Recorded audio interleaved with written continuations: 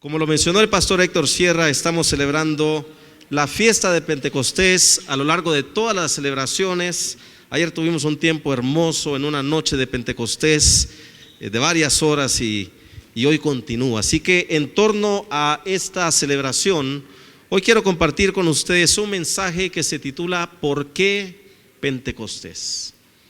Para que entendamos el profundo significado que tiene la fiesta de Pentecostés, debemos primero conocer cuál es el propósito que Dios tiene para las fiestas que Él instituyó. El origen de las fiestas lo encontramos en Levítico 23, versículos 1 al 2, que dice: el Señor habló a Moisés diciendo: habla a los hijos de Israel y diles que las fiestas solemnes del Señor, mis fiestas solemnes que proclamarán como asambleas sagradas, son estas. Y del versículo 5 al 36 empieza a detallar todas estas fiestas, dentro de las cuales está la fiesta de Pentecostés. Y dice que cada una sería convocada a su debido tiempo, según había sido designado por el Señor. Pero quiero que notemos que Dios las llamó fiestas y asambleas sagradas. Y estas palabras revelan la razón de ser de las fiestas. La palabra fiesta quiere decir, en el hebreo moed, quiere decir cita, lugar de encuentro, reunión, tiempo designado por Dios. Eran tiempos divinamente ordenados para reunirse en asamblea con Dios, para adorar, para recordar y para celebrar, y comunica la idea de ser llamados e invitados a participar del reino de Dios. No era una simple celebración, era Dios diciendo: quiero que vengan a mí y participen de mi reino. Además de fiestas, las llamó asambleas sagradas. La palabra sagrada o sagrado, kodesh en el hebreo, quiere decir santo, consagrado, separado y dedicado para el Señor. ¿Y qué es lo que hace que algo sea santo? La presencia de Dios. Así que Dios estaba diciendo: yo estoy instituyendo estas reuniones y los convoco. Quiero que salgan de lo cotidiano de sus vidas y quiero que vengan a mí. Yo estaré en medio de ustedes cada vez que se reúnan a celebrar estas fiestas, porque ustedes están separados para mí. Ahora, Dios había ya prometido estar siempre con su pueblo en el desierto, pero la manifestación tangible, la gloria shekinah de Dios, sería dada a conocer durante estas fiestas y convocatorias de parte de Dios. Pero hago la pregunta: ¿por qué querría Dios manifestar su presencia durante estas fiestas? Por tres motivos muy importantes, y el orden de estos es fundamental. Primero, para revelarse a sí mismo a su pueblo. Dios siempre ha querido que su pueblo, que su gente lo conozca. El conocimiento de Dios es uno de los temas más importantes en las Escrituras y es fundamental para que una gente se convierta en su pueblo. Si alguien no conoce a Dios, no puede ser su pueblo. O diciéndolo en términos modernos, si alguien no conoce a Jesús como Señor y Salvador, no puede ser su hijo. La palabra nos dice: mas a todos los que les recibieron, a los que creen en su nombre, les dio potestad de ser hechos hijos de Dios. Así que Dios quiere que le conozcan para que sean su pueblo, y durante estas fiestas Dios manifestaría su presencia para darse a conocer. La segunda razón para manifestar su presencia durante las fiestas era para santificar a la gente. Al haberlas llamado asambleas sagradas, Dios está haciendo un énfasis muy fuerte entre lo santo y lo profano, entre lo que es de Dios y lo que es del mundo, haciendo un fuerte énfasis y llamando a todo creyente a vivir una vida de santidad y de dedicación a Dios. En repetidas ocasiones el Señor le dijo a su pueblo: sean santos, porque yo, el Señor su Dios, soy santo. Es un tema recurrente y central en la Biblia y debe estar siempre presente en el corazón de cada cristiano. Hemos sido llamados a vivir en santidad, apartados del pecado, y a vivir vidas que están dedicadas al Señor. Así que cada vez que el pueblo de Dios se reunía para celebrar una de estas fiestas, Dios hacía lo mismo. Primero se revela a sí mismo y a raíz de esto santifica a su gente. Es imposible tener contacto con Dios sin tener contacto con su santidad. Y es imposible tener contacto con su santidad sin que esto se te pegue o te transforme de alguna forma. La tercera razón por la cual Dios querría manifestar su presencia durante las fiestas era para comisionar a su gente. Una vez que la gente había adquirido conocimiento de Dios, una vez que habían sido santificados por Dios, Dios está listo para enviarlos para cumplir con su voluntad y para hacer su obra.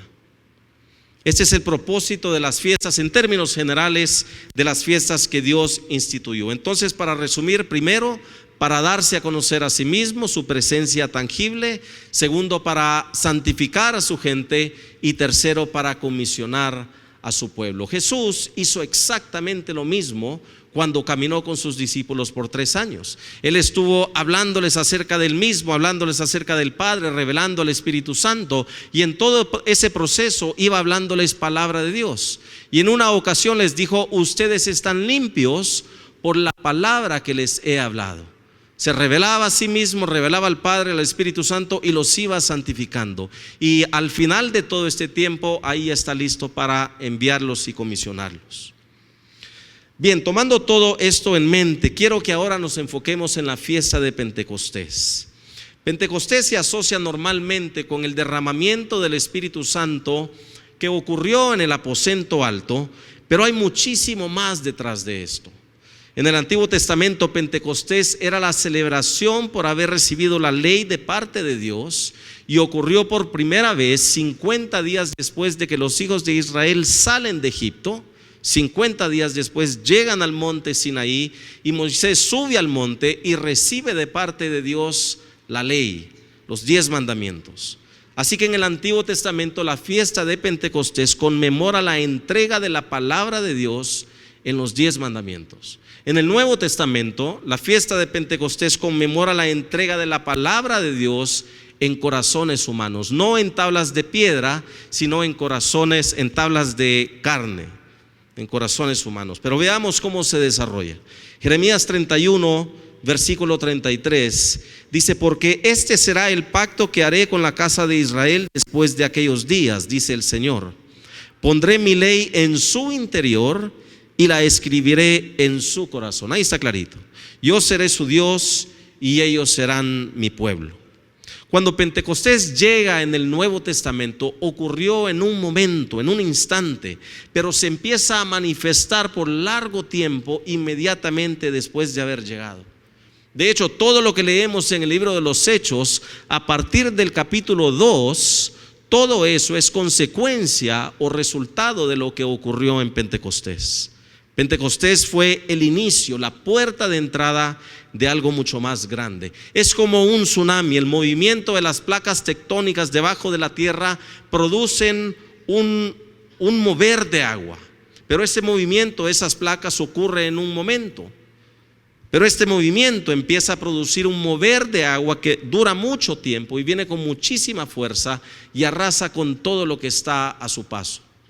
Pentecostés es un tsunami espiritual y tiene como propósito arrasar con todo lo que sea carnal para que solo quede lo espiritual en el pueblo de Dios.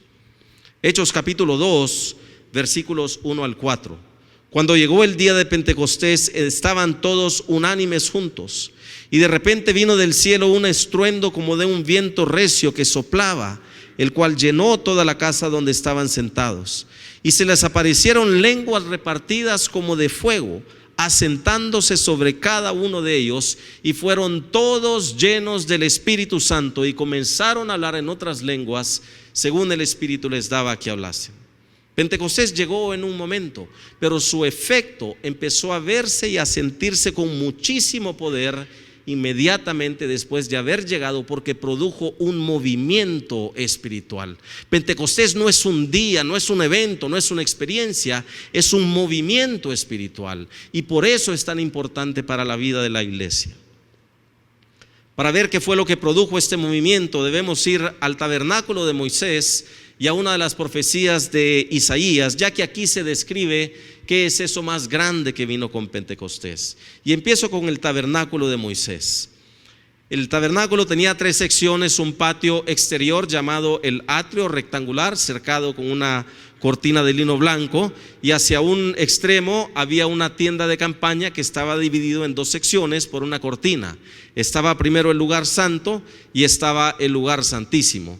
Y mientras voy describiendo todo lo que viene ahora, quiero que tomen en cuenta que el apóstol Pablo dijo: y no saben que su cuerpo es templo del Espíritu Santo, quien mora en ustedes. Todo lo que vamos a describir habla acerca de usted y de mí, porque somos templo del Espíritu Santo, ya que hemos recibido a Jesús como Señor y Salvador. Así que el lugar santo, me voy a enfocar aquí ahorita, el lugar santo tenía tres elementos y están detallados en Éxodo 25. Primero había un candelabro de oro puro, y justo enfrente del candelabro había una mesa que se le llamaba la mesa de proposición o la mesa del pan de la presencia, y hacia un costado, pegado a la cortina que dividía el lugar santo del santísimo, estaba el altar del incienso. Esos tres elementos son las placas tectónicas que produjeron el movimiento espiritual en Pentecostés. Empecemos con el pan de la presencia. Levítico 24, versículos 5 al 6. Toma harina fina y haz con ella 12 panes. Atención a esa frase. Cada pan será de 4 kilos. Los colocarás en 2 hileras, 6 en cada hilera, sobre la mesa de oro puro, delante del Señor. Notemos también esa frase, delante del Señor, porque con cada elemento que el Señor describe, incluye esa frase, delante del Señor, y es sumamente importante. Pero vuelvo a los 12 panes. El pan en la Biblia simboliza la palabra de Dios, es el maná espiritual. Jesús dijo: yo soy el pan de vida. Jesús es la palabra de Dios. Y dice que habían 12 panes. El número 12 en la Biblia representa el gobierno de Dios. Habían 12 tribus de Israel, habían 12 discípulos, 12 apóstoles del Cordero, y en términos naturales existen 12 meses que gobiernan las estaciones del año. Así que el número 12 representa el gobierno de Dios y está directamente relacionado con la palabra de Dios. Pasemos ahora al altar del incienso y vamos a ir tejiendo todo esto y al final va a hacer sentido. Éxodo 30, versículos 6 al 8. Pondrás el altar delante del velo que está junto al arca del testimonio y delante del propiciatorio que está sobre el testimonio, donde yo me encontraré contigo. Aarón quemará incienso aromático sobre él. Lo quemará cada mañana cuando prepare las lámparas. Cuando encienda las lámparas al anochecer, también quemará incienso. Noten que ahí está nuevamente la frase, delante del Señor, y se añade continuamente a través de vuestras generaciones. ¿Y qué es lo que representa el incienso? Apocalipsis 8:4 dice: y el humo del incienso con las oraciones de los santos subió de la mano del ángel en presencia de Dios. El humo que sale de ese altar del incienso son las oraciones suyas y mías. Recuerda que la palabra de Dios dice que somos santos porque el Señor nos ha santificado con su sangre. Esas son las oraciones de los santos. Ahora pasemos al candelabro. El candelabro se detalla en Éxodo 25, versículos 31 al 40. Le voy a describir brevemente, pero era una sola pieza de oro puro y estaba compuesto por una lámpara central, un poste vertical, y luego tenía 3 brazos en forma de U, así más o menos elongada, y cada brazo tenía 2 lámparas para hacer un total de 7 lámparas. El número 7 en la Biblia representa, es usado más de 800 veces y se considera como el número de la consumación o de la perfección. Es decir, denota algo que está completo y que no le hace falta nada. Como cuando Dios culminó con el proceso de la creación, la palabra dice después de los 7 días que Dios vio que todo era muy bueno. Ahora, el propósito del candelabro era iluminar el pan de la presencia, que es la palabra de Dios, y también iluminar el altar del incienso con el humo, que son las oraciones de los santos. Veamos ahora lo que dice Levítico sobre estas lámparas. Levítico 24, versículos 1 al 4. El Señor habló a Moisés diciendo: manda a los hijos de Israel que te traigan aceite de olivas claro y puro para la iluminación. Notemos que sin aceite no hay iluminación. Y recuerde que el aceite es simbólico de la unción del Espíritu Santo. Dice: a fin de hacer arder continuamente las lámparas. Aarón las dispondrá delante del Señor, fuera del velo del testimonio, en el tabernáculo de reunión, continuamente. Quiere decir que nunca se deben de apagar. Recuerde que está hablando ahora del templo que somos nosotros. Continuamente, desde el anochecer hasta el amanecer. Esto es un estatuto perpetuo a través de sus generaciones. Sobre el candelabro de oro puro pondrá continuamente en orden las lámparas delante del Señor. ¿Y qué son estas 7 lámparas que habían de arder continuamente delante del Señor? Apocalipsis 4:5 dice: del trono salen relámpagos y truenos y voces, y delante del trono, es decir, delante del Señor, arden 7 antorchas de fuego, los cuales son los 7 espíritus de Dios. Apocalipsis 3:1 dice: escribe al ángel de la iglesia en Sardis, el que tiene los 7 espíritus de Dios, y se refiere a Jesús. Pero estos 7 espíritus no son 7 espíritus diferentes. Dios no son diversos espíritus, es un solo espíritu, el Espíritu Santo. Entonces esto se está refiriendo a las 7 manifestaciones del Espíritu Santo y representan la plenitud de lo que Dios tiene para con su iglesia. Es la manifestación completa de la unción del Espíritu Santo. Y para saber cuáles son estas 7 manifestaciones, ahora sí vamos a la profecía de Isaías. En el capítulo 11, versículos 1 al 2. Dice: un retoño brotará del tronco de Isaí, y un vástago de sus raíces dará fruto. Sobre él se refiere a Jesús, pero déjeme aclarar que cada vez que la Biblia habla acerca de Jesús, apartando todo el trabajo de expiación, de redención que hizo en la cruz hasta haberse sentado a la derecha del Padre, aparte de todo eso, cada vez que la Biblia habla acerca de algo de Jesús, de lo que Él va a hacer, está hablando acerca de la cabeza y de su cuerpo, la iglesia que somos nosotros. Y dice: sobre Él, sobre Jesús, la cabeza y la iglesia, reposará. Y aquí están las 7 lámparas o manifestaciones del Espíritu Santo. La lámpara central es el Espíritu del Señor. Recuerda cuando Jesús entró a la sinagoga en Galilea, le entregaron el rollo de Isaías y leyó lo que estaba escrito: el Espíritu del Señor está sobre mí por cuanto me ha ungido para predicar las buenas nuevas, etcétera. Esta es el Espíritu del Señor, la lámpara central. Y luego detalla los demás pares de lámparas.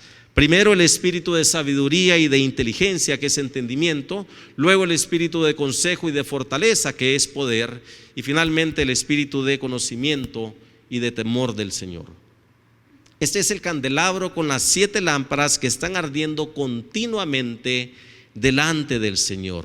Esta es la manifestación completa del Espíritu Santo que recibió Jesús, el primogénito, la cabeza de la iglesia, cuando salió del agua en el Jordán, y el Espíritu Santo vino y descendió en forma de paloma y reposó sobre él. En ese momento Jesús recibió el bautismo en el Espíritu Santo. Y cuando se derrama el Espíritu Santo en Pentecostés, esta manifestación, esta unción completa que Jesús había recibido, es dada a la iglesia en su totalidad. No a un individuo, sino a toda la iglesia. Como el aceite que cae sobre la cabeza de Aarón, Jesús es la cabeza, y baja hasta la barba y luego desciende hasta el borde de las vestiduras, así la unción que está sobre Jesús debe fluir a todo el cuerpo. El derramamiento del Espíritu Santo en Pentecostés es la inauguración de la iglesia de Dios en toda su plenitud. Y esto es sumamente importante, ya que se describe el gobierno de Dios que estaría sobre Jesús y que estaría sobre su cuerpo para poder llevar a cabo el gobierno de Dios en esta tierra. De aquí se desprende todo lo que Dios tiene para su iglesia. Y recuerde que el Señor no hace nada en la tierra si no lo hace a través de su iglesia. Por esto es que Pentecostés es tan importante. Y los dones de Dios que se encuentran en 1 Corintios 12, en Romanos 12, y los oficios ministeriales de Efesios 4, todos estos vinieron a raíz del gobierno de Dios que fue derramado sobre su cuerpo para llevar a cabo el plan de Dios en toda la humanidad. Sin este derramamiento, querida iglesia, el plan de Dios no se puede cumplir en la tierra. Pentecostés no solo es recibir un don y hablar en lenguas, es muchísimo más que esto. Sin embargo, la señal que Dios utilizó para anunciar la inauguración de su iglesia fue la señal sobrenatural de hablar en otras lenguas, y era una señal que estaba apartada para esta dispensación del nuevo pacto. En el Antiguo Testamento usted no ve a alguien que está hablando en lenguas, y era algo que los discípulos empezaron a hacer que no podían hacer aparte de Dios. Así que Pentecostés es la inauguración de la iglesia de Dios. En medio de toda aquella oposición que se levantó en contra de Jesús, Dios inaugura su iglesia y pone sobre ella su gobierno, siendo Jesús la cabeza de la iglesia, y le da todo lo necesario para que gobierne con justicia juntamente con Cristo en esta tierra. Isaías 11, versículos 3 al 6. Él se deleitará en el temor del Señor. Habla de Jesús, cabeza, y también su cuerpo. Él se deleitará en el temor del Señor. No juzgará por lo que vean sus ojos, ni arbitrará por lo que oigan sus oídos, sino que juzgará con justicia a los pobres, y con equidad arbitrará a favor de los afligidos de la tierra. Golpeará la tierra con la vara de su boca, y con el aliento de sus labios dará muerte a la impieza. Hablando de la palabra de Dios que sale con esa unción. La justicia será el cinturón de sus lomos, y la fidelidad lo será de su cintura. Aquí están las 7 manifestaciones del Espíritu Santo. Aquí está el Espíritu del Señor, es el Espíritu de sabiduría y entendimiento, el Espíritu de consejo y de poder, y el Espíritu de conocimiento y de temor del Señor, que estarían sobre Jesús y sobre nosotros, porque somos su cuerpo. Este pasaje de Isaías se empieza a desarrollar una vez que se derrama el Espíritu Santo en su iglesia. En ese preciso momento cae sobre ellos la unción del Espíritu Santo, y ese candelabro que en el tabernáculo de Moisés iluminaba el pan de la presencia, ahora a través de las 7 manifestaciones del Espíritu Santo ilumina la palabra de Dios que fue escrita en nuestros corazones, tal y como lo profetizó Jeremías. Y aquí es donde Pentecostés conmemora la entrega de la ley de Dios, la entrega de su palabra que representa su gobierno. El apóstol Pablo dice en 2 Corintios 3:3: es evidente que ustedes son carta de Cristo, expedida por nosotros, escrita no con tinta, sino con el Espíritu del Dios vivo, no en tablas de piedra, sino en las tablas de corazones humanos. Así que a través de este derramamiento, el Espíritu Santo ilumina la palabra de Dios, y esa iluminación trae un entendimiento del Señor que nunca antes habían tenido ni podían tener aparte de este derramamiento. Y Pedro se levanta y expone la palabra de Dios con este entendimiento que vino como resultado de la iluminación y la unción del Espíritu Santo. La luz del candelabro vino sobre Pedro y empezó a iluminar el pan, la palabra de Dios, el gobierno de Dios que Dios había escrito en su corazón. Y la palabra de Dios sale de la boca de Pedro con un poder ardiente y abrasador. Dice Hechos 2, versículo 37, las palabras de Pedro traspasaron el corazón de ellos. No era un mensaje común y corriente, era un mensaje que viene impregnado de la unción y del poder de Dios. Traspasaron el corazón de ellos, quienes les dijeron a él y a los demás apóstoles: hermanos, ¿qué debemos hacer para recibir la salvación? La Nueva Versión Internacional dice que se sintieron profundamente conmovidos. No eran palabras cualquiera, eran palabras que derribaron argumentos, que derribaron prejuicios religiosos, que destruyeron cualquier filosofía extraña o doctrina de demonios que busca mantener a la gente en oscuridad. Isaías 45:2, el Señor dijo: yo iré delante de ti, habla de Jesús y de la iglesia, yo iré delante de ti y allanaré las montañas, romperé las puertas de bronce y haré pedazos los cerrojos de hierro. Y cuando Pedro habló, se abrieron las puertas de la cárcel y se reventaron los cerrojos para traer libertad a los cautivos y vista a los ciegos. Y Pedro termina su sermón, y ese mismo día se cosechó la primicia, la primer gran cosecha de almas para el Señor. Hechos 2:41 dice: así que los que recibieron su palabra fueron bautizados, y fueron añadidas en aquel día como 3,000 personas. ¿Sabe cómo se llama esto? Se llama avivamiento. Es algo que produce un desorden divino, algo que produce una disrupción a un orden religioso que es rígido, que está muerto y que está privado de luz. Es como el valle de los huesos secos en Ezequiel. Es algo que necesita del soplo del Espíritu Santo para cobrar vida, para traer entendimiento, para traer conocimiento, para traer temor del Señor. Trae un despertar en la vida de la iglesia. Un avivamiento es algo que cambia el compás moral de una comunidad. Son vidas completamente transformadas. Un asesino de repente se convierte en un siervo manso del Señor. Un alcohólico se convierte en un alma sedienta de Dios. Un abusador sexual se convierte en un restaurador de heridas. Un extorsionador se convierte en un defensor de los más débiles. Es un fuego del Espíritu Santo que tiene como objetivo arrasar y consumir todo lo que es carnal, todo lo que te aparta de Dios y de sus propósitos. Es un fuego que se deposita en tu ser interior y produce hambre de Dios, sed de Dios, pasión por las almas, un celo incontenible por hacer la voluntad de Dios. Esto es lo que produce Pentecostés. Sabe, hay dos tipos de cristianos en la iglesia. Está el cristiano que es carnal y legalista. Este no conoce Pentecostés, está lleno de religión y de reglas. Es un cristiano frío, a veces tibio, a veces viene a la iglesia, a veces no viene. Cuando viene lo hace por costumbre, como quien va al estadio, porque no tiene esa iluminación que necesita el creyente para poder hacer la voluntad de Dios. Y no tiene la capacidad, ya que depende de su propia inteligencia y de su propia sabiduría, no tiene la capacidad de influenciar o de cambiar a las personas para la voluntad de Dios. Todo lo hace con su propia habilidad. Y luego tenemos el cristiano que es espiritual. Este vive en Pentecostés bebiendo continuamente de las aguas del Espíritu, devorando la palabra de Dios, levantando oraciones, el humo del incienso continuamente al Señor. Cada vez que habla y testifica, el soplo de vida de Dios está en su boca. Cada vez que enseña la palabra, lo hace como alguien que es entendido en las Escrituras, como un experto que divide correctamente la palabra de verdad.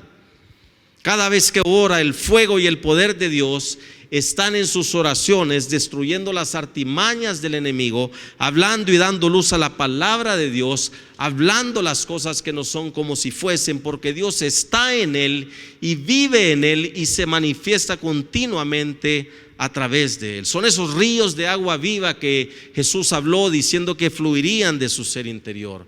Este es el creyente que dice: más ya no vivo yo, sino vive Cristo en mí. Es un cristiano que vive en el movimiento de Pentecostés. No lo ve como un evento, como una experiencia allá atrás. Pero sabe, esto no se detiene ahí. Isaías 42:1 dice: he aquí mi siervo a quien sostendré, mi escogido en quien se complace mi alma. Sobre él he puesto mi espíritu y él traerá justicia a todas las naciones. Esto resume Pentecostés y todo lo que acabamos de ver. La cabeza de la iglesia y su cuerpo trayendo la justicia de Dios a las naciones de la tierra. Si Jesús, siendo el Hijo de Dios, no se atrevió a llevar a cabo el plan de Dios en la tierra, sin los tres elementos clave de Pentecostés, el candelabro, el pan y el humo del incienso, ¿cuánto más nosotros? Pero mira las ondas del agua de Pentecostés, porque dijimos que Pentecostés no es solo un evento, produce un movimiento de agua. Mira las aguas de Pentecostés, porque aquí es donde muchos se detienen y donde muchos se enfrían. Hechos capítulo 2, versículos 42 al 47. Y perseveraban. Qué palabra más poderosa. Este es el resultado de Pentecostés. Y perseveraban en la doctrina de los apóstoles, en la comunión, en el partimiento del pan y en las oraciones. Aquí está el pan y el incienso. Entonces dice, caía temor. Aquí está el candelabro y la unción. Caía temor sobre toda persona, pues se hacían muchos milagros y señales por medio de los apóstoles. Y todos los que creían se reunían y tenían todas las cosas en común. Vendían sus posesiones y bienes y los repartían a todos, a cada uno según tenía necesidad. Ellos perseveraban unánimes. Vuelve a enfatizar la perseverancia en el templo día tras día, partiendo el pan casa por casa. Participaban de la comida con alegría y con sencillez de corazón. Mire qué lindo. Alabando a Dios y teniendo el favor de todo el pueblo. Y el Señor añadía diariamente, esto es el resultado de Pentecostés, añadía diariamente a su número a los que habían de ser salvos. Pentecostés, querida iglesia, no es un lujo, es una necesidad. Y justo después de este pasaje que acabamos de leer, Pedro y Juan se van a la puerta llamada Hermosa en el templo y ven allí un paralítico que está pidiendo limosnas, y eso se encuentra en Hechos capítulo 3 y versículo 6. Les pide dinero a Pedro y Pedro le dice: mírame a los ojos. Y le dice: plata y oro no tengo, pero lo que tengo te doy. Mira qué frase más revelatoria: lo que tengo te doy. ¿Qué es lo que tenía Pedro? ¿Qué le iba a dar? ¿Qué este hombre necesitaba? ¿Autoridad espiritual? Puede ser, aunque todo creyente tiene autoridad espiritual, y hay muchos que no la usan porque no saben que la tienen o porque no saben cómo usarla. Pero había algo más que tenía Pedro, algo más de autoridad espiritual. ¿Sabe qué tenía? Tenía entendimiento de la autoridad espiritual con la cual está investido el nombre de Jesús. Y este entendimiento lo trajo Pentecostés. Y le dice al hombre: en el nombre de Jesús de Nazaret, levántate y anda. Y se produjo ese milagro que no hubiera ocurrido si no fuera por Pentecostés. Fue en Pentecostés que Jesús envió la promesa del Padre, la cual fue derramada sobre la iglesia. Es decir, las puertas del cielo fueron abiertas y permanecen abiertas para que todo creyente que quiera recibir la promesa lo pueda hacer. No, pastor, pero yo ya recibí al Espíritu Santo cuando creí en Jesús. Yo no me refiero a la presencia del Espíritu Santo que mora en el creyente al momento de la salvación. Que por cierto, para los discípulos esto no ocurrió en Pentecostés, esto ocurrió antes. La palabra nos dice que en la tarde del mismo día en que Jesús resucitó de entre los muertos, se le aparece por primera vez a los discípulos en el aposento alto, y dice en Juan 20, 21 al 22, que les dice: paz a ustedes. Como me ha enviado el Padre, así también yo los envío a ustedes. Habiendo dicho esto, sopló y les dijo: reciban el Espíritu Santo. Y fue en ese preciso momento que los discípulos recibieron la salvación y recibieron la presencia del Espíritu Santo que mora en el creyente. Recuerde que para ser salvos y para recibir esta presencia del Espíritu Santo en el creyente, Jesús tenía que ser levantado de entre los muertos. Y esto es lo que acaba de acontecer en este momento. Pero la palabra nos dice que Jesús se le siguió apareciendo a los discípulos por 40 días más, y cerca del final de este tiempo, luego de haberles dado la gran comisión, les empezó a anunciar que recibirían la promesa del Padre, el bautismo del Espíritu Santo, que es lo que ocurrió en Pentecostés. Es el derramamiento del cual hemos estado hablando. Les dijo en Lucas 24:49, recalco, después de que ya habían recibido la presencia del Espíritu Santo morando en ellos, les dice: he aquí, yo enviaré el cumplimiento de la promesa de mi Padre sobre ustedes. No dice en, dice sobre ustedes. Pero ustedes quédense en la ciudad hasta que sean investidos del poder de lo alto. Y luego en Hechos 1, versículos 4 al 5, dice: y estando juntos, les mandó que no se fueran de Jerusalén, sino que esperaran el cumplimiento de la promesa del Padre, de la cual me oyeron hablar, porque Juan a la verdad bautizó en agua, pero ustedes serán bautizados en el Espíritu Santo después de no muchos días. Quiere decir que aún no habían sido bautizados en el Espíritu Santo. Y luego en el versículo 8, para recalcar, Jesús les dice: pero recibirán poder cuando el Espíritu Santo haya venido sobre ustedes, y me serán testigos en Jerusalén, en toda Judea, en Samaria y hasta lo último de la tierra. Jesús estaba apuntando a Pentecostés, que ocurriría exactamente 10 días después de haber dicho estas palabras. Hay muchos cristianos que tienen la presencia de Dios morando en ellos, pero que nunca han tenido la presencia del Espíritu Santo viniendo sobre ellos. La promesa del Padre, el derramamiento, el bautismo del Espíritu Santo, la unción, todo esto se refiere a lo mismo. Esa iluminación del candelabro, esa lámpara que nunca se debe de apagar. Pero ¿cuál es el propósito? Llenarte del Espíritu Santo, investirte con poder de lo alto para que puedas testificar acerca de Jesús en palabra y en acción por la forma en que vives tu vida, y crear un despertar más grande en ti por las cosas de Dios, para que no seas un simple espectador, sino para que seas partícipe del reino de Dios y de su justicia. Y por eso es que trae la manifestación de los dones espirituales. Es la puerta de entrada al poder sobrenatural de Dios. También es algo que te lleva a aguas más profundas de intimidad con Dios. Es algo que abre el camino para las cosas mayores en el reino de Dios. El pasado 16 de mayo tuvimos una reunión con los servidores de esta congregación donde muchos recibieron el bautismo del Espíritu Santo, y ayer anoche tuvimos una noche maravillosa donde muchos recibieron también este derramamiento del Espíritu Santo. Pero yo quiero preguntar si hay alguien aquí que quiere recibir el bautismo del Espíritu Santo y que aún no lo ha recibido. ¿Hay alguien aquí que quiera recibir la promesa del Padre? Quisiera que se pusiera de pie si usted quiere recibir. Esto no es obligación, esto es únicamente si usted quiere. También le pido que se ponga de pie si tal vez usted en algún momento pasado recibió ese bautismo del Espíritu Santo, pero pasó el tiempo y dejó que se enfriaran las cosas y usted quiere ser lleno nuevamente. Le quiero pedir también que se ponga de pie mientras el equipo de alabanza nos acompaña en el altar. Recuerde que los únicos requisitos para recibir el bautismo del Espíritu Santo es, primero, haber recibido a Jesús como Señor y Salvador. Si alguien no ha recibido a Jesús como Señor y Salvador, no puede recibir esta promesa del Padre. Y lo segundo es tener el deseo de recibir esta promesa.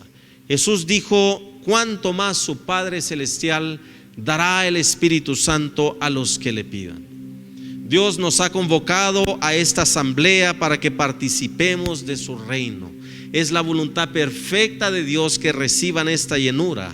Es más, es un requisito para que puedan cumplir con su voluntad. Así que vamos a orar y Jesús hará lo que ha estado haciendo por miles de años desde que en aquel aposento alto derramó su Espíritu sobre sus hijos. Él te bautizará en el Espíritu Santo, si quieres que lo haga, y recibirás la promesa del Padre. Así que los que están de pie, le pido que por favor levante sus manos y ore conmigo. Señor, te damos gracias porque tu palabra es fiel y verdadera y porque tú siempre cumples tu palabra. Te damos gracias porque esta instrucción de ser investidos con poder de lo alto está vigente desde el día de Pentecostés hasta el día de hoy. Te damos gracias porque Juan el Bautista dijo que tú eras el que iba a bautizarnos con el Espíritu Santo y con fuego. Y basados en esta promesa, venimos delante de ti, Señor. Nos acercamos confiadamente a tu trono para decirte: Señor, quiero recibir el bautismo del Espíritu Santo con la evidencia de hablar en lenguas o de profetizar. Heme aquí, Señor. Dígale al Señor: heme aquí, Señor. Derrama tu Espíritu sobre mí en esta hora y enséñame a honrar esta maravillosa unción que me capacita para hacer tu voluntad y para vivir para ti.